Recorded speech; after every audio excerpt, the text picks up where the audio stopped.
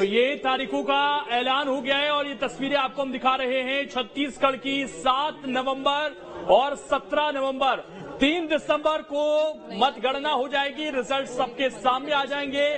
2 phase में इस बार भी चुनाव हो रहा है, जैसा कि आप देख रहे हैं। मध्य प्रदेश पिछली बार की तरह एक ही चरण में चुनाव है। 17 नवंबर तारीख तय हुई है और 3 दिसंबर को यहां भी रिजल्ट सामने आ जाएंगे। 5 तारीख को पूरा इलेक्शन का जो प्रोसेस है वो खत्म हो जाएगा, लेकिन सबकी नजरें मध्य प्रदेश में होंगी 17 नवंबर और 3 दिसंबर। ध्यान रखिएगा, पिछली बार से इस बार चुनाव पहले संपन्न हो रहे हैं। पिछली बार 11 दिसंबर को रिजल्ट आया था। छत्तीसगढ़ में इस बार भी 2 चरण में चुनाव रखा गया है, जैसा कि बताया गया कि वहां सेंसिटिव इलाके हैं। 7 नवंबर और 17 नवंबर को दूसरे चरण में वहां पर वोटिंग होगी।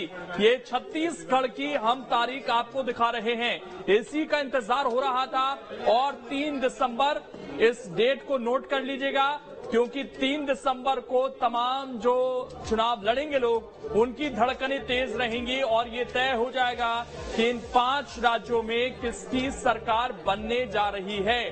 और मध्य प्रदेश में बड़ा टक्कर का मुकाबला यहां पर रहेगा, जैसा पिछली बार देखने को मिला था। क्या वैसी ही स्थिति बनती है इस बार के चुनाव में भी?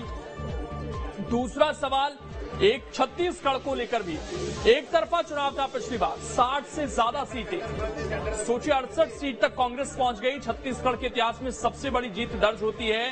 क्या उसको रिपीट कर पाएगी इस बार कांग्रेस? ये सब पता चलेगा 3 दिसंबर को। चुनाव आयोग ने पूरी जानकारी अभी दी। थोड़ी देर पहले आपने राजीव कुमार को सुना, मुख्य चुनाव आयुक्त को, और उन्होंने बड़े बारीकी से पूरी जानकारी दी। 7 नवंबर और 17 नवंबर इस बार भी 2 फेज में ही चुनाव होगा। न्यूज स्टेट पहले ये जानकारी आपको दे रहा था। और जाहिर बात है, जो बड़ा इलेक्शन होगा वो देखना है कि 17 को होता है 7 को, उस पर भी अभी जो डिटेल जानकारी है वो थोड़ी देर में आ जाएगी। लेकिन मध्य प्रदेश में बड़ा राज्य है, 5 करोड़ से ज्यादा वोटर हैं, 5.5 करोड़ से ज्यादा वोटर हैं, लेकिन वहां पर एक ही चरण में वोटिंग होगी और 3 दिसंबर को रिजल्ट सामने आ जाएंगे। तो ये तारीखें आप नोट कर लीजिए। 17 नवंबर मध्य प्रदेश, जब किस्मत कैद हो जाएगी ईवीएम में, तमाम जो प्रत्याशी चुनाव लड़ेंगे। और अब ये मानकर चलिए कि चुनाव की तारीख में करीब करीब 1 महीना और 8 दिन का समय बचा है, यानी कि 40 दिन से भी कम समय है।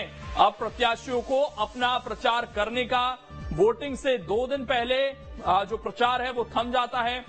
केवल डोर टू डोर शुरू होता है प्रचार, उसमें जो अनुमति मिलती है।